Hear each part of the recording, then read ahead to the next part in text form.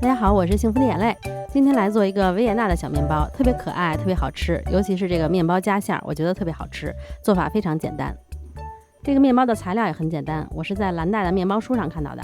先把黄油以外的材料都放在除湿机里5档揉10分钟，揉10分钟，面团基本就出筋了，然后再加入软化的黄油。加黄油后，先用3档揉5分钟，然后再转5档，每2到3分钟就检查一次，直到给它揉到9到10分筋的状态就可以了。这个是甜面包嘛，对膜的要求不是很高，揉到破洞有少量的锯齿也可以。然后就进行基础发酵，这个是卡氏新出的带冷藏功能的发酵箱，我还在测试中。发到按下去有非常轻微的回弹，或者不回弹就发好了，然后不用排气，直接分割滚圆。就关于排气这个问题吧，我真的说了很多遍了，但是依然还有我的老粉不知道，我好伤心呢。因为给面团滚圆的时候就相当于排气了，所以就不用特意再做排气的那个动作了。面团醒发的这会儿功夫，赶紧把夹馅儿做出来。软化的黄油里加入糖粉，给它搅打均匀。应该是要用糖粉的，但是我糖粉也不够了，所以我就加了1半的糖粉，1半的细砂糖。如果没有糖粉的话，你可以把细砂糖用机器打成糖粉。如果你说我也没有机器，那你就直接放细砂糖吧，没事儿。不需要给它打发，就搅拌均匀就可以了。然后分次加入常温的蛋液，每一次都搅拌均匀以后再加入下一次。分次加主要是防止油水分离嘛，如果真油水分离了，你就给它隔热水搅拌一下就好了。然后再加入杏仁粉和肉桂粉，如果没有肉桂粉的话，可以跟我一样换成可可粉。我觉得我现在真的挺糊弄。拌匀就好了，然后给它装进裱花袋里。接下来就可以整形了，整形是重点啊，要看一下。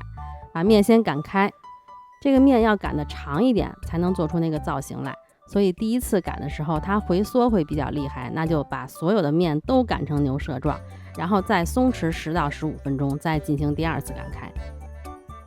面松弛过后就比较容易能擀长了，要给它擀到25厘米以上，我觉得最起码要擀到27、28厘米是比较合适的，因为给它翻面的时候它还会回缩呢，所以尽量擀长一点。据说法国牛角面包是根据这个面包来的灵感，不知道真假，看网上写的。这个面包1227年就有了，说是被认为是现存最古老的糕点造型。然后翻个面，给它90度旋转过来，再稍微拉长一点，挤上杏仁酱。这个酱千万不能挤太多，挤太多的话会爆馅的，就挤一点点就可以了。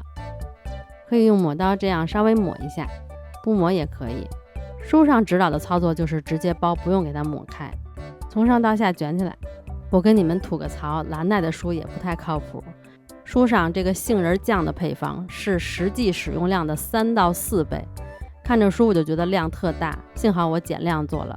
然后我第一次做的时候挤了好多，结果无一幸免，全爆馅了。然后我就找问题嘛，看是我包的问题还是什么问题，然后又仔细看了一下书里的图片，人家挤的那个酱也不太多。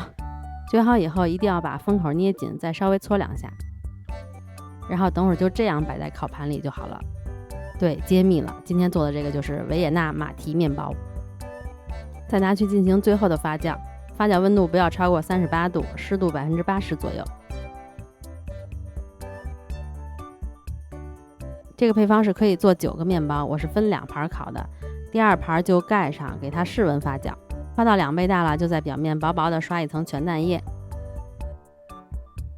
然后放到烤箱的下层，上火210度，下火180度，烤10到12分钟左右。